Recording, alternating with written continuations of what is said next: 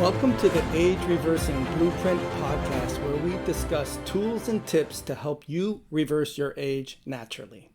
The thing that people need to understand is that unlike digestive enzymes, metabolic enzymes are used in the human body, for detoxification, as you said, breaking down tissues, tissues that are unwanted or unhealthy, necrotic tissue, obviously boosting our body's immune system, making our adaptive immune system work better.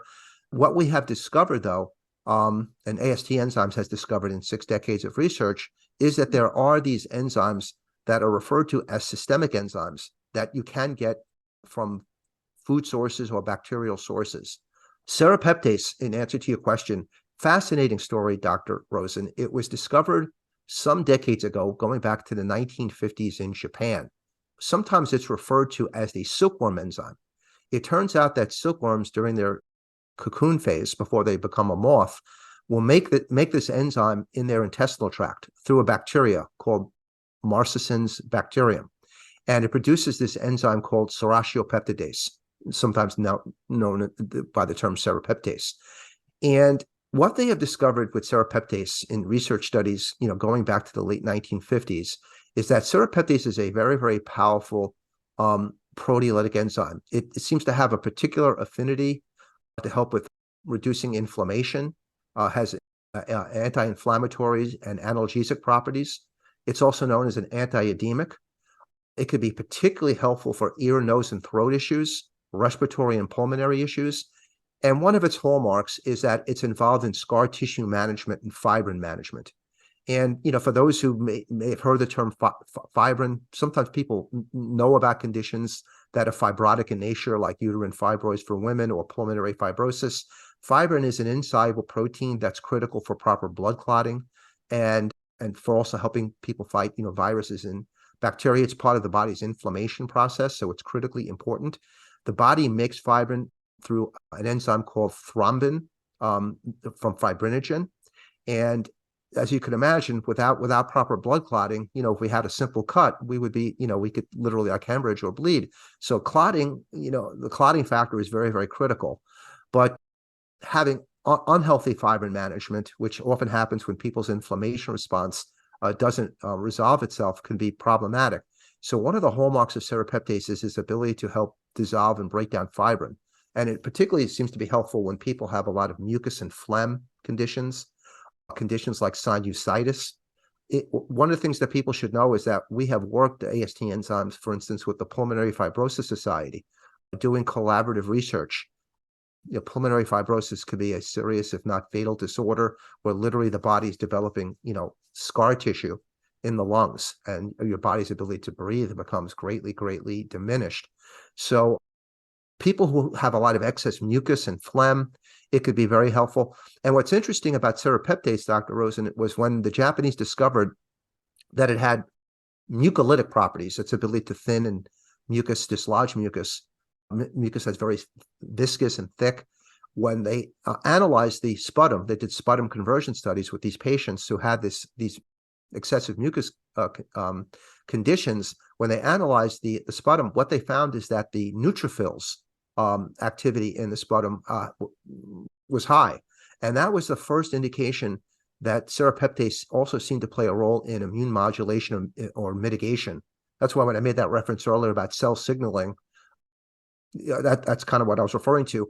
Many people probably in the last 3 years, Dr. Rosen, have, because of COVID, the advent of COVID, have heard this term called, a so-called cytokine storm, where the immune system literally, overexpresses itself, and the body goes into this like hyper-inflammatory state.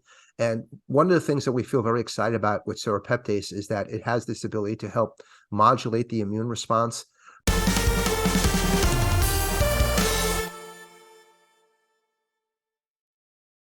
All right, so today I'm joined with Jeff Owen. He is an AST Enzyme US retail private label practitioner, educator, trainer since 2021.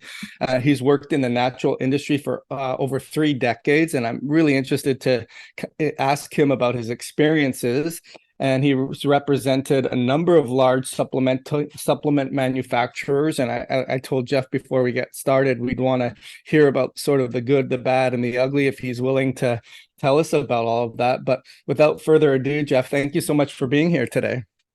Dr. Rosen, thank you so much for having me as your guest. I really feel privileged. Oh, good. Well, listen, I've had some guests in the past where they're same position as you, and I'm always interested to hear about your experiences, and most importantly, what the listener can glean from that to help their own health journey and feel younger at heart and younger physically, mentally, emotionally. So, Jeff, tell me just give us sort of a overview of why you got into this industry. You were telling me you have a sort of a unique background in your health journey.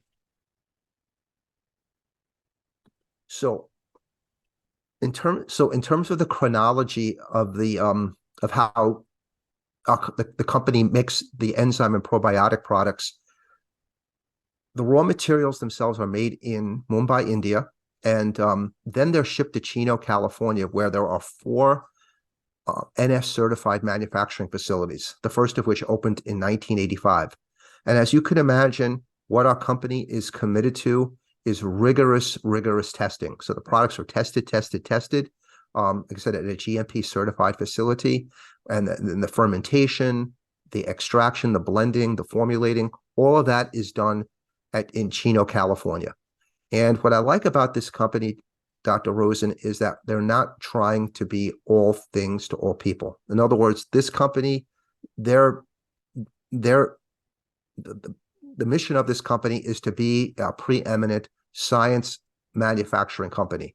And of course, the challenge for any company that's involved with nutritional manufacturing, supplement manufacturing, is to get the science, if you will, the pure science, and apply it, commercially, if you will, so that they're linked together and they're in alignment. And I feel like of all the companies that I've had the opportunity to have worked with in the 30 plus years in the natural products industry, this company does it as well as anybody. Yeah, well, you said a lot there, which is interesting. So a couple things that I would want to touch upon is obviously enzymology, and that's the purpose of our call today, and what that is, and what enzymes are, and how they differ from digestive purposes and systemic light breaking down purposes, which we'll get to in a second.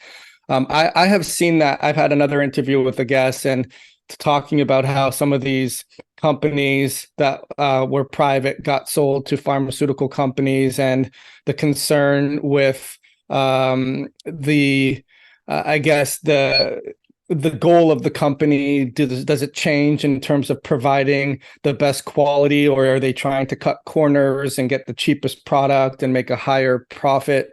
Also, the concern is the other guest talked about how you get a trade-off. You can be darn sure that the cleanliness of the lab and the making sure that they are getting quality control in there is going to be top notch, but at the same time is the products going to be top notch. So thank you for sharing your insight with your new company. Just before we get into the enzymes and what they are, one of the questions I like to ask guests that we talk about supplements and the purity of their products and the emphasis that goes into the quality right from sourcing it themselves.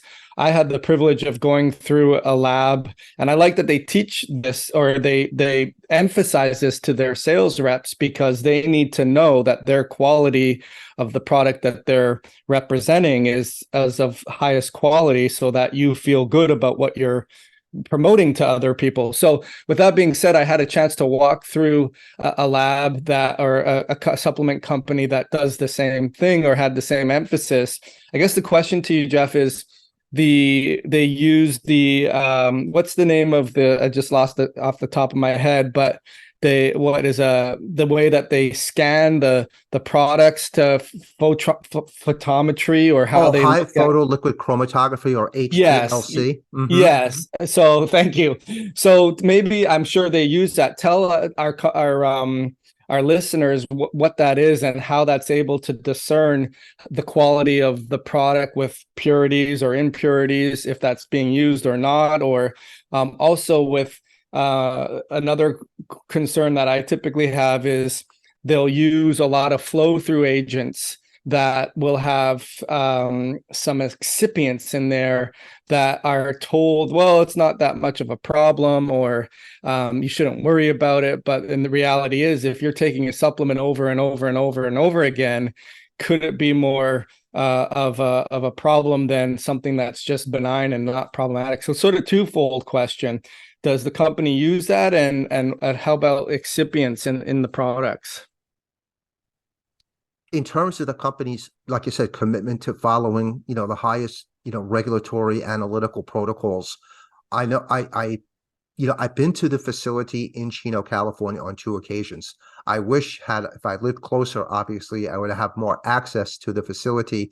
I would probably have more of an intimate, knowledge about this. But what I can say is this, with respect to in the analytical protocols, that the company follows, they're always using the most advanced protocols, including high photo liquid chromatography.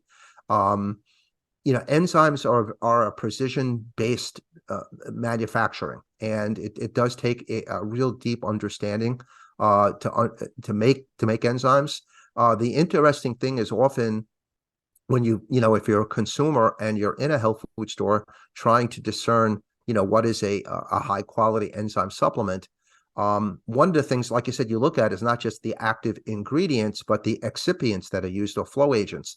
With AST enzymes, as much as possible, the formulas use minimal amounts of excipients or flow agents. So typically, if you're looking at any one of our products, one thing you'll see, of course, is that the capsules themselves, are made from vegetarian cellulose, and we use, in some occasions, just minute, really the finished product is nearly undetectable, flow agents such as, actually, we don't, at one time, I think we were using silicon dioxide, but we don't use that anymore. In the last year, though, we did list on the label, because we want to be a transparent company, that we do use as a medium, to grow the bacterium that makes the enzymes, that we do use maltodextrin. But the maltodextrin that we use is from it is a corn source, but it is non-GMO. And the finished product, the resultant product, the amount of maltodextrin that's in there is minuscule, nearly undetectable. The interesting thing is that every company that is involved in the enzyme manufacturing process has to use some type of a medium, a growth factor, to make the bacterium. And when they don't list it, it's somewhat disingenuous.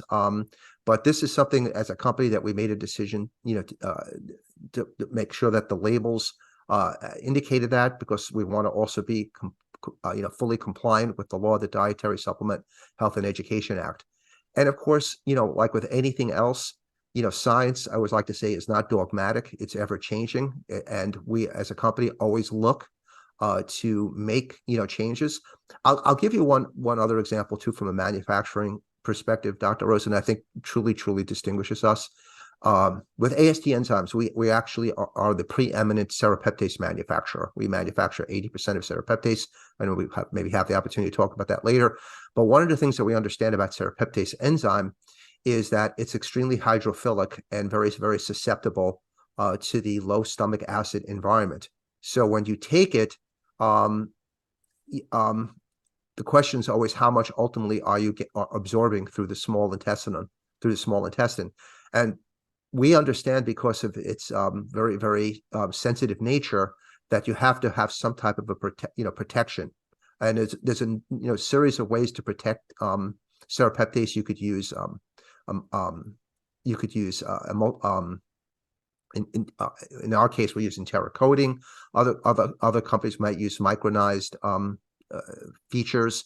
But when you pick up a product of serrapeptase and it doesn't say that it's enteric-coated, it really is an open question how much of it the body is actually utilizing and absorbing. So in our case, we use a trademarked enteric coating that is free of phthalates, polymers, acrylics. We actually spray the serrapeptase material, not the capsule itself, so that therefore you're getting, the full activity when it gets into the small intestine. And that's important, because obviously when people are taking an enzyme such as that for a variety of health conditions, people want to obviously get the intended benefits associated with this. So that's the thing. Not trying to play fast and loose with the manufacturing, or trying to maybe give people a misleading impression that something it may be unsafe, when the reality is that it is safe. Yeah, well, the liquid spectrometer, I think, is really important. That I don't know how many companies actually use it, but I think that it's able to give you an identification of what ingredients are in there and what impurities or what other types of toxic mold or other types of metals or things that people have to really be aware of. And when you're talking about enzymes, which we'll talk about why are we talking about enzymes in the first place? But when you're talking about enzymes, I would agree, you have to have some kind of medium to create that bacteria naturally, so that it's going to be able to break down and be able to be utilized. So that's a good segue. What for the listener, who most of our listeners are sophisticated, but if they just want to have a recap of what are actually are enzymes and how do they work, maybe kind of get into that. That's a good place to start. Enzymes are defined as protein catalysts, and they are made up of amino acids, and just as proteins generally are. And their main function is to act as a biocatalyst. That's the term you often use with respect to enzymes. They act as biocatalysts to spark, chemical reactions in the cells of living organisms, from bacteria to humans. And presently, we understand there's about more than 5,000 biochemical reactions that are directed by enzymes. And probably the most classic examples that people would understand is breaking down, let's say, starches and proteins in the digestive tract, in the digestive system, I should say, causing muscles to contract, promoting cell signaling, regulating your metabolism. And more recently, this has really been fascinating, Dr. Rosen, because I read a book, you may have read this book yourself. It came out about 2 or 3 years ago, called Breaking the Code, about this whole research regarding genetic testing and editing, the CRISPR project. And what they have found is that enzymes also are involved in splicing and dicing, if you will, RNA and DNA. So truly, enzymes are truly profound. And they're unique enzymes because they're unique because they are biologically active, meaning they contain energy. And it's the energy that makes it possible for the enzymes to perform the roles that they do in the human body, the work of life, I like to say. So the energy that is contained in enzymes, it should be noted, though, is not unlimited. They will go on and on and on and on until they get to a point where they no longer have any biological activity. And then at that point, it ceases being a catalyst. And because, like any other protein, they'll be absorbed by the body. But every biochemical reaction, again, that is taking place in the human body is directed by enzymes, which is why I think they play such a profound role, in human nutrition. There are 2 different types of enzymes. The one that is probably most familiar to people are digestive enzymes. Of course, these are enzymes that are involved in the digestion of food, the assimilation of nutrients, and the elimination of non-essential and toxic ingredients in the body. Less familiar to the audience are what are referred to as systemic, or really the term that's more properly used as metabolic enzymes, of which they are involved in all the vital processes taking place within the 100 trillion cells that are in the human body. So they provide the metabolic energy, if you will, that ultimately allows us to see, hear, think, and walk and talk. And I always like to say, simply put, without enzymes, life would cease to exist. Function. The thing we also really understand about enzymes is that because they are involved in energy, without them, as you can imagine, there's no living organism could exist if you had to just hope, spontaneously that, biochemical reactions, would take place. Obviously, there's no way that any kind of living organism, from an evolutionary standpoint, could adapt to that. So this process is literally going on, quicker than the wink of an eye. On and on and on and on and on. And the other thing that we understand about enzymes, and this is a term that's often used, is they have what's called specificity. meaning they have a specific role. So for instance, like enzymes that will break down proteins, proteases are not going to work on breaking down fats. Those are enzymes referred to as lipases. In some cases, they have similar roles, but they're different. I always like to say, if you could use an analogy, you wouldn't use like a half-inch wrench you try to put in a like a 1-inch screw. You'll try and try and try to make it work, but it won't fit. And that's how it is with enzymes. They may have similar functionalities and structures, but literally one enzyme will do a specific role in breaking down a protein, that another enzyme will come in and do that. So it's like a chain reaction that's going on all the time in the human body. No, that's great, and I will look up the Breaking the Code. I haven't read that, and Good I don't read. know if you know. I do one of the things that I do is I do a lot of genomic test interpretations, which means they either have the raw data from different companies, or we have a kit that we promote. People are always concerned about giving their DNA information to out there in the public. So we have safety measures, and we don't use the big clearinghouses and so forth. So, but anyways, that's a whole other side.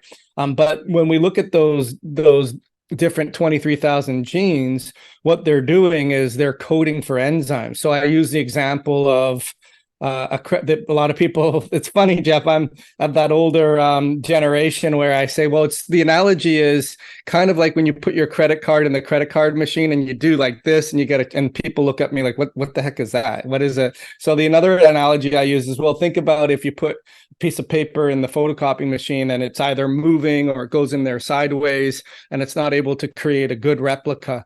That GNA is doing that, is it's coding for enzymes.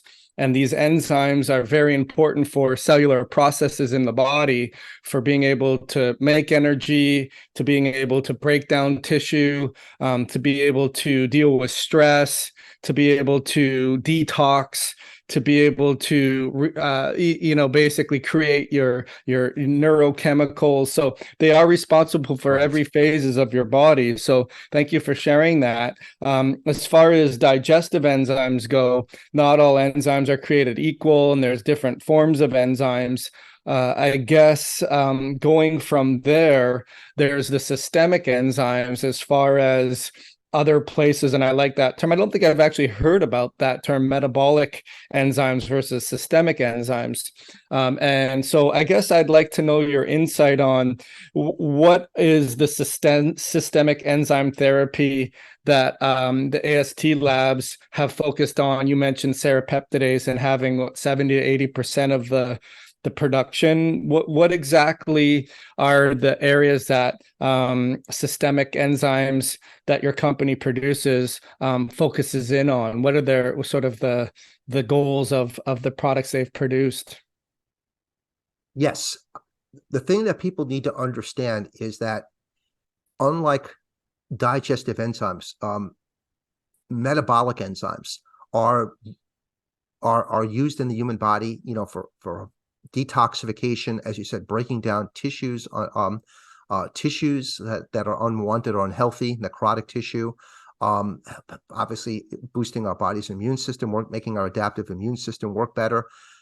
What's interesting is that the endogenous metabolic enzymes are very, very difficult to manufacture from a commercial basis. Otherwise, we would probably see them, quote unquote, in health food stores or in therapeutics.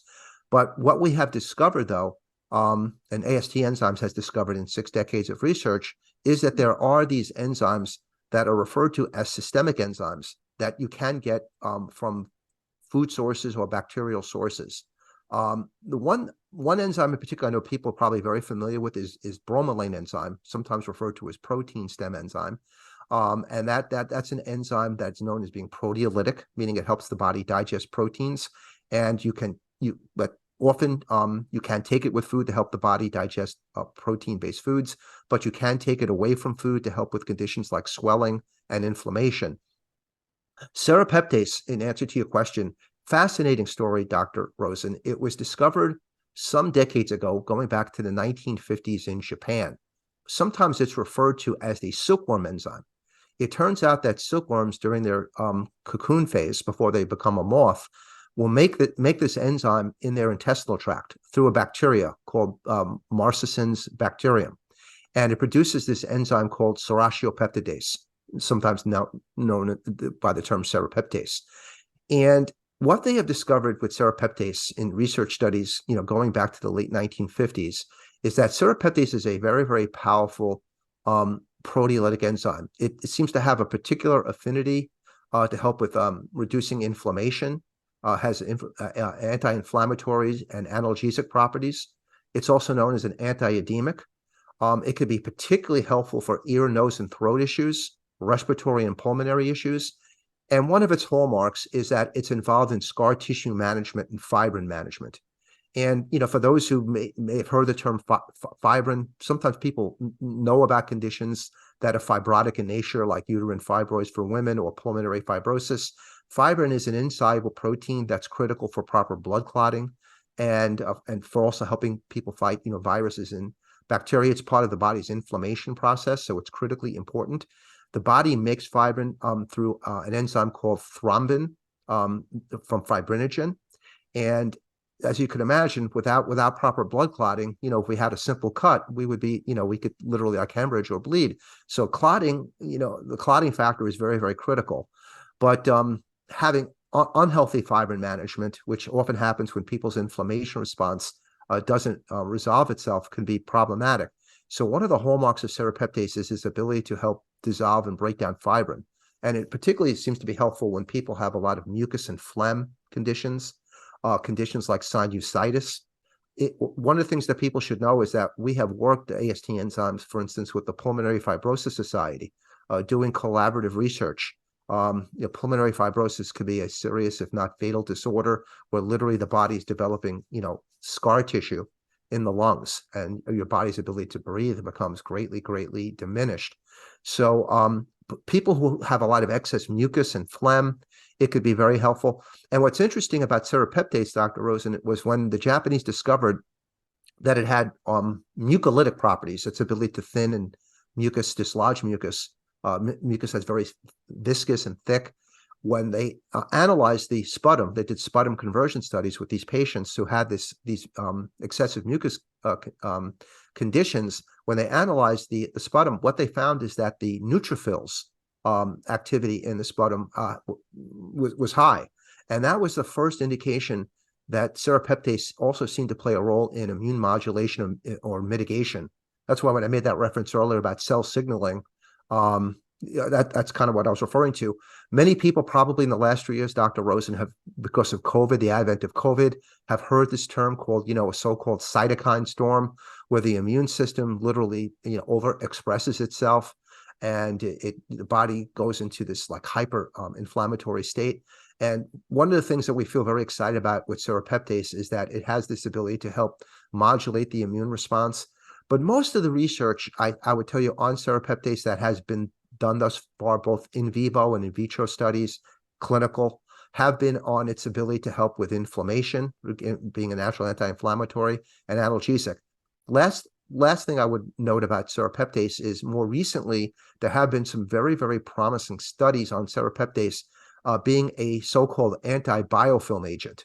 And as you probably know, as a doctor, this is becoming a real problem. Biofilm is like this nasty biotic that could really be problematic in hospital and doctor settings.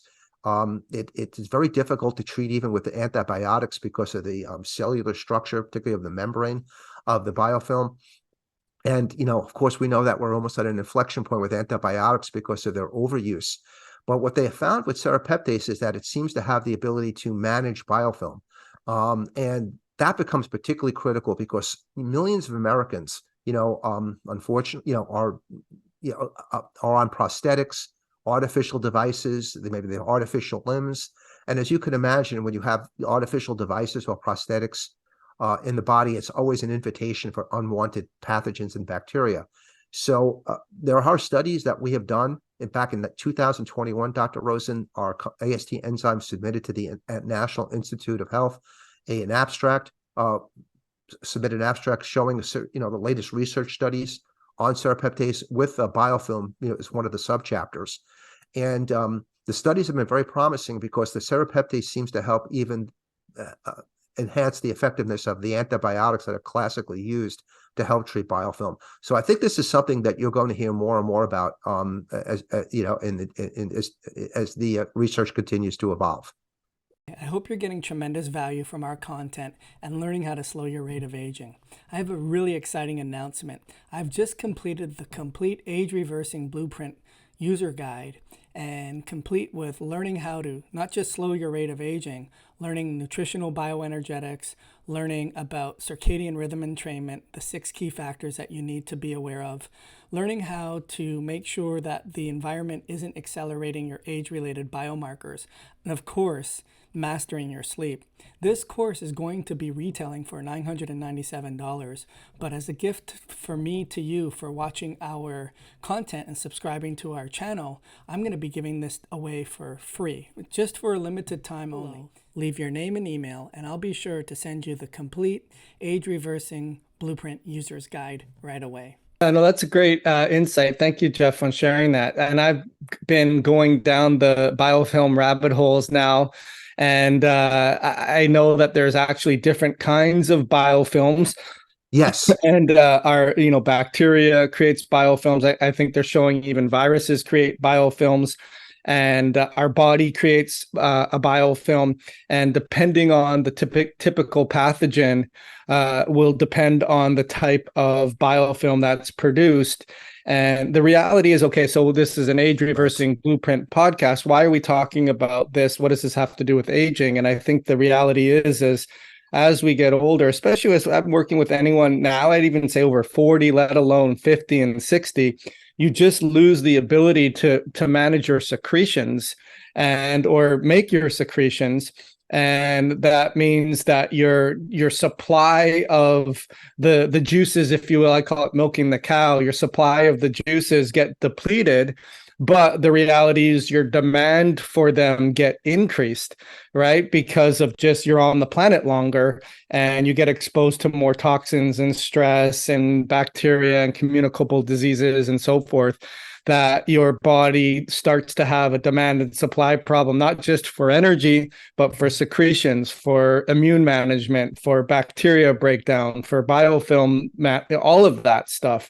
And so I think it's really important that that has to be part of your tool and your toolkit to be able to make sure that you're digesting your food. Number one, right? If you're not digesting your food, let alone you're getting older, you're not getting as much good quality food, you're not getting as much food in general. And that's one of the main things I look at it is, okay, well, we can go down these genetic rabbit holes and we can look at your blood work, but the reality is you're just not converting the little food that you're getting that isn't maybe the best nutrients and it's contaminated and adulterated and maybe it has bacteria or whatever. You're not squeezing that and getting the juice out of. And on top of that, if you're not getting the juice out of, what's happening to the foods that aren't being digested, right? So it's really important to be proactive and reactive and be able to have the digestive secretions and then be able to have the systemic protocols to help break down some of these fibrin-based bacterias and pathogens that are building up in the body. So with that long-winded recap, is there any concern with taking too much serrapeptase? I mean, if let's just say I go in and I buy a product like yours and it's really good, is there any concern that I didn't really have a physician look at it and I'm just taking it and you know what, the more the better, so heck, why not? Tell us a little bit about that. That's a great question because, with serrapeptase enzyme being a protein, there is always, the potential risk that someone could be sensitive to a protein, have a reaction. And we do, get these calls every now and then at our office about this. With serrapeptase, because of the fact that, it is generally speaking not, it's hydrophilic and not greatly absorbed, especially if it's not, in some type of an enteric coating or delivery process that protects it. You do usually have to take high amounts of it to realize efficacy. However, as a company, we always recommend with Serrapeptase, because we do sell it, by itself, and we also have it in blended systemic formulas, that you start off with a low dosage. So normally we would recommend, let's say with Serrapeptase by itself, 1 capsule a day, preferably on an empty stomach. The reason why you take Serrapeptase away from food, either 30 to 60 minutes before eating or 2 hours after eating, is that it's not competing with the food in your stomach for it to work as you want it to as a proteolytic enzyme. But the idea is to take a small amount just to see what your body's tolerance to it is. Usually after a few days, if a person hasn't had an adverse reaction, they can incrementally increase the dosage as warranted.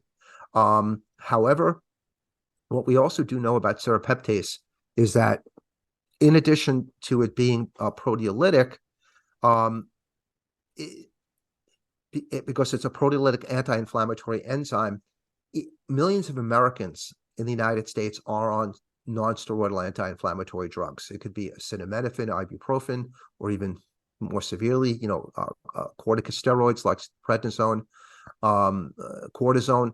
There are studies suggesting, and in fact, we submitted this in the abstract to the NIH, that if you are taking want to take Serrapeptase, but you are presently on some kind of a course of treatment with non-steroidal anti-inflammatory drugs or corticosteroids, or even more severely, opioids, that the Serrapeptase could actually make these drugs more potent. So you really need to have that monitored, under the auspices of a physician or a practitioner because of that. Of course, on the converse, the hope is that if the Serrapeptase is working to help reduce, chronic inflammation and pain, that one can then over time wean themselves off or lessen the dosage.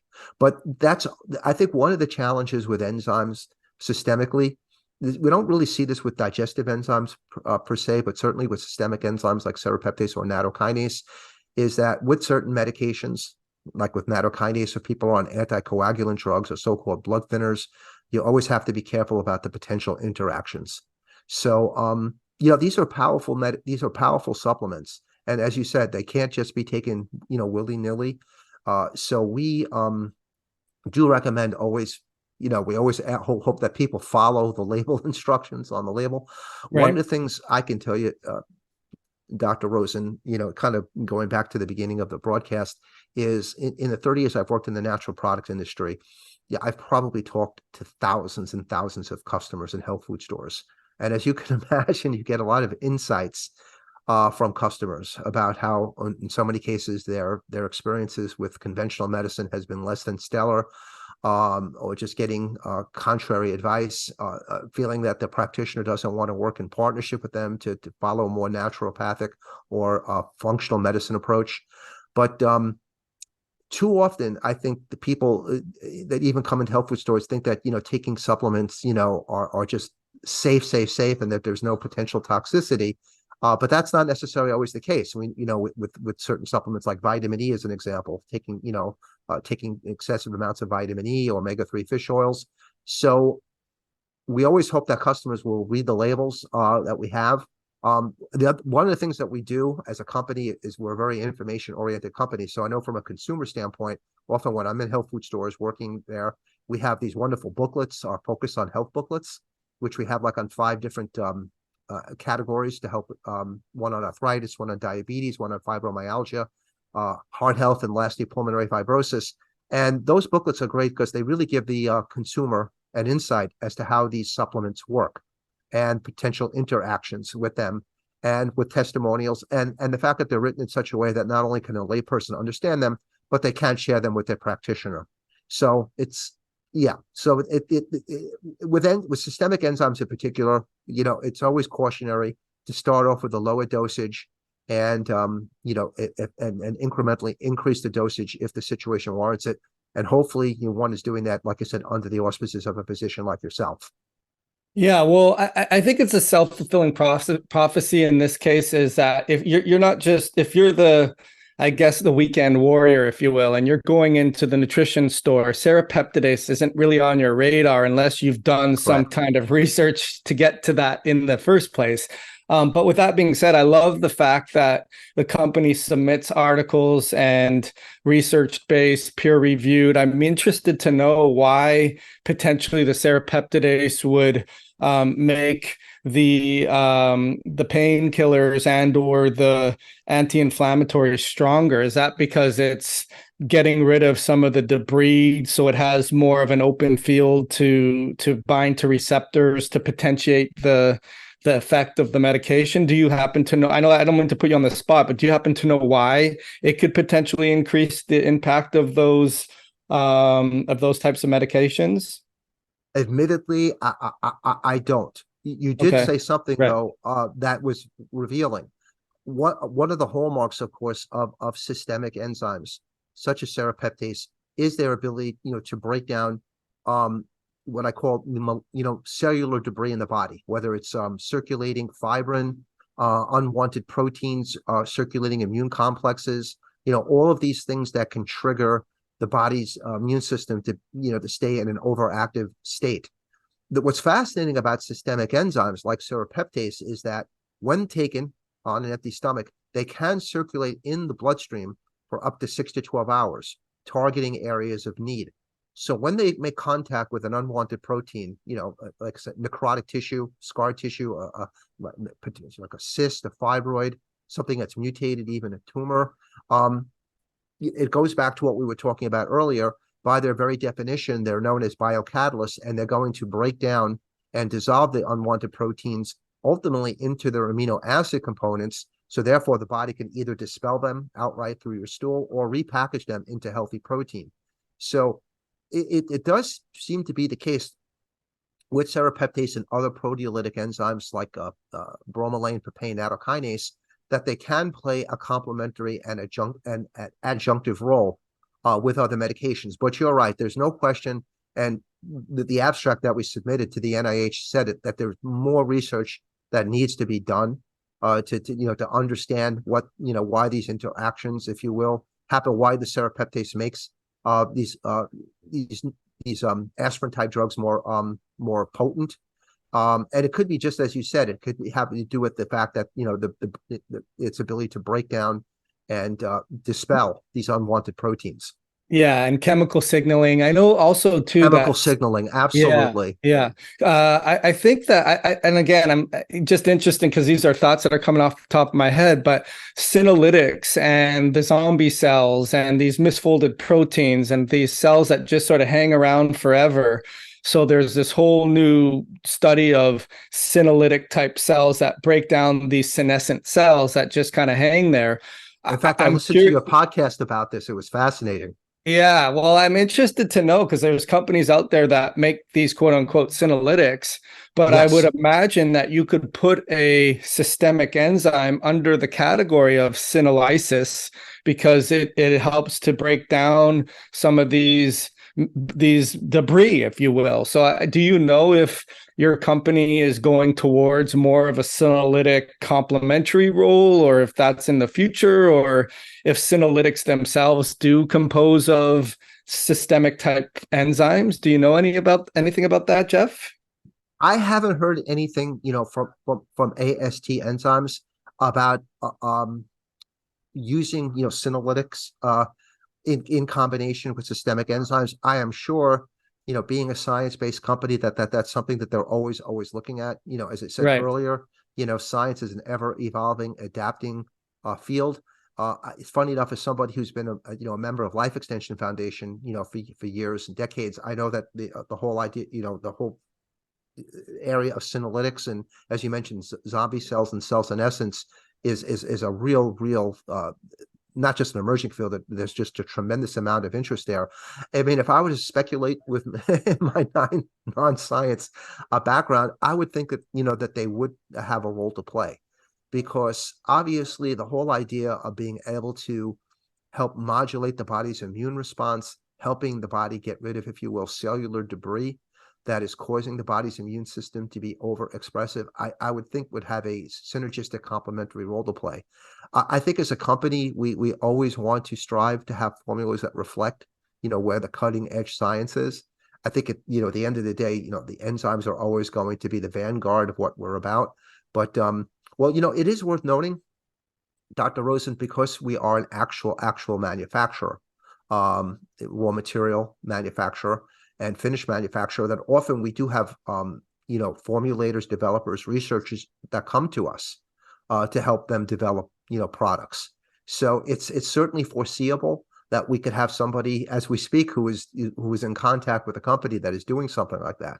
And often that's what happens with our companies. We do have people with a real scientific formulating bent that ask our company. Because the interesting thing is too, in a number of our formulas that we use, systemic enzyme formulas, we do use other ingredients. Like we use, for instance, amla fruit in our systemic enzymes. It's a great source of vitamin C. It has antioxidant properties. We also use fulvic minerals, ionic minerals.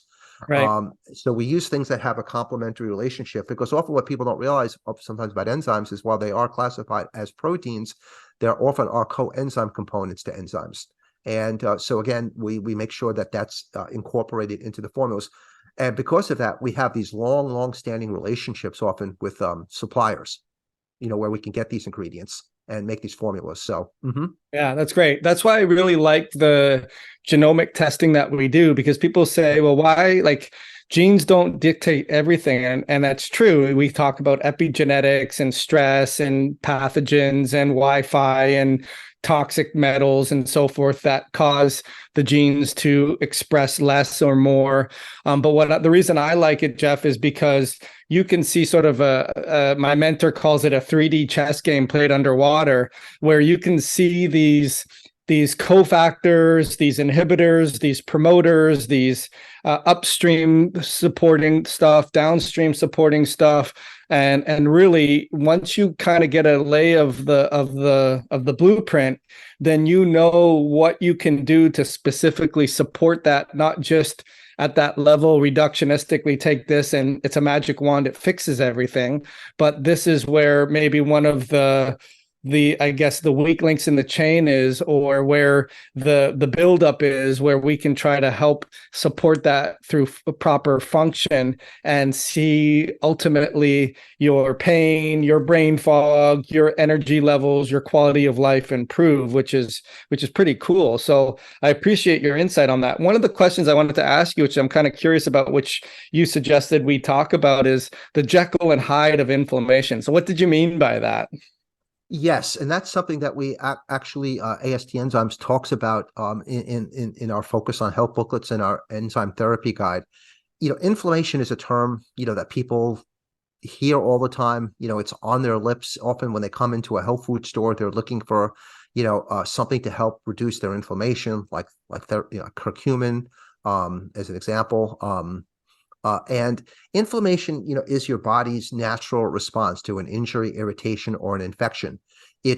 When the body, as an example, if you're in the kitchen and you're cutting an onion and you cut yourself, immediately what happens is there's a cascade event, a series of events that are going on in the body to help protect yourself, from that cut, so that it doesn't turn into something that's life-threatening. Your body actually starts emitting chemicals to the site of injury. Not surprisingly, that area is usually hot to the touch. That's because of the fact that the body does that intentionally to help protect itself from invading microbes. The blood vessels become more porous, allowing the immune chemicals to come into the site of injury. So inflammation is necessary to protect ourselves from from an infection, a cut, a fever. And hopefully, when the body is generally in a healthy state, the inflammation response will subside and resolve itself. But we're seeing this phenomenon now in our society where it doesn't, where the inflammation, goes from an acute situation to one that is chronic and unceasing, where the symptoms continue to perpetuate themselves. They go on, and eventually, if unresolved, it manifests itself in a chronic disease. Probably a good example would be like rheumatoid arthritis, where the body's own healthy tissue is attacking itself. The body starts making overexpressing pro-inflammatory markers like interleukin-6, a tumor necrosis factor, and that becomes problematic. People probably saw this themselves again in the last 3 years with COVID, where people's immune systems, when the inflammation response did not, in essence, resolve itself. I remember seeing this one picture of a gentleman in a hospital where literally his lung tissue was just filled, with like fibrin type material, and it was like his lung tissues were literally suffocating, resulting in double pneumonia. And obviously, it was a very, very sobering situation for us as a society to see so many Americans, succumbing to this illness. And I continue to read articles about people 3 years later still having the symptoms of COVID and not entirely resolving themselves. So one of the things that systemic enzymes can do is, promote a more modulating inflammation response, hoping to get the inflammation under control, manageable. And again, because of the hallmark of what enzymes are, being a biocatalyst, breaking down, dissolving those factors in the body that cause the inflammation to perpetuate themselves. So whether it's debris, if you will, fibrin, these circulating factors in the bloodstream, which is why we feel as a company that when you look at a whole range of chronic illnesses that are characterized by inflammation that is chronic, whether it's autism, if you will, to uterine fibroids, Alzheimer's disease, hypertension, fibromyalgia, lupus, all of these conditions, getting the inflammation, to be manageable or hopefully resolving itself is just critical. It's critical. Yeah, absolutely. So, and I think it shouldn't be understated that the digestive component is upstream from the systemic component, right? Because if you're not breaking down your foods and you're not extracting them, I talk about stepping on the grapes to make the wine. If you're not getting the juice out of the food that you're eating, then you're not going to increase your ability to increase your supply for other demanders in the body as well. And that's a really important process for people. And I think because we I call it cook the snot out of the food at such high temperatures, and it demands a lot of those gastric secretions of milking the cow, that you can't keep up with that. And then that creates a vicious cycle of undigested food particles, increased demand to have to break that down, further reduce supply, and then it just becomes this vicious cycle. So thank you very much for sharing your insights and your knowledge with all the years that you've done this. And I'm always excited to talk to people like yourself that I say you went to the school of hard knocks and you learned a lot of this stuff through necessity, and talking to the reps and squeezing them for as much information as you can, and talking to people and getting their feedback. And then of course the training and the research that your company provides and continues to expand upon. So thank you so much. I always like to ask the question, knowing what you know now, Jeff, what maybe do you think is the most important information you would have told your younger self that perhaps would have helped you or accelerated your healthy aging or slowing your rate of aging? What do you think would have been the best advice to your younger self? Oh, that's a great conclusory question, Dr. Rosen. I think knowing now what I didn't know then is understanding the inextricable relationship between digestive health and overall health, starting with, eating the proper foods. I mean, we probably grew up in a similar culture, with TV dinners and foods in plastic wrap. Our culture, of course, you think about it, Americans spend an inordinate amount of time thinking about food in the course of a day. We're bombarded with commercials about what to eating. The thing is that when you watch food commercials, they never talk about the nutritive value because they don't have any. So the thing that I really have come to appreciate is how critically important food is. I always like to make an adage that the most powerful drug that there is the foods we eat. It could be either your liberator or your prisoner. And then now that I, worked for this company for 3 years, digestive health is so critical. So I think supplemental digestive enzymes could be such a powerful adjunct to people, because when your digestive system is working more efficiently and your body, like I said, is properly breaking down the foods and being able to absorb the nutrients, and then it has a salutary effect on your bowel health, that has a overall effect on all the organ systems in the body, whether it's your cardiovascular system, your pulmonary system, your excretory or urinary system, everything, your hormones, everything will be benefited. So people should understand, make the good, proper choices about food. Eat a wholesome diet, minimally processed, if you will. Stay away from those bad, terrible seed oils that are so ever present in our food supply. And be cognizant of that. Be cognizant of that. And then probably, particularly as you get older, after the age of 30, I would say you should definitely consider digestive enzyme supplementation. In fact, the last thing I would say is, Dr. Rosen, is one of the things I'm always amazed about, in particular when I'm talking to senior citizens in health food stores, is how little protein they often get in their diet. And that's another thing that people need to consider. You need to look at, what, in terms of what your food groups are, that you're making sure you're getting the adequate levels of protein, healthy fats and carbohydrates. So people, be conscious about food. Yeah, absolutely. I think that I would echo that sentiment in terms of, okay, well, I'm not feeling healthy. I'm exhausted. I'm tired. I feel like I'm rapidly aging, and I have a Santa Claus bag of supplements, right? A lot of people these do. You're not And I would kidding. say, well, put them in categories and think about what you just said in terms of, okay, am I getting good quality food?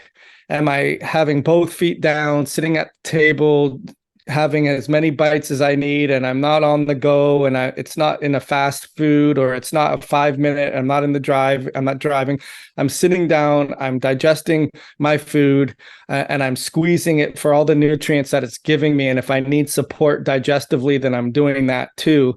And if you didn't have a lot of disposable income to spend on a whole bunch of supplements, then digesting is going to be the number one, especially if we're older, and getting that food, not only digesting for the nutrients that it's giving you, but avoiding the undigested expense of it sitting there and fermenting and creating a whole slew of chemical signals that is going to rapidly age you. So I appreciate your Yes. time, Jeff. Thank you so much for being here.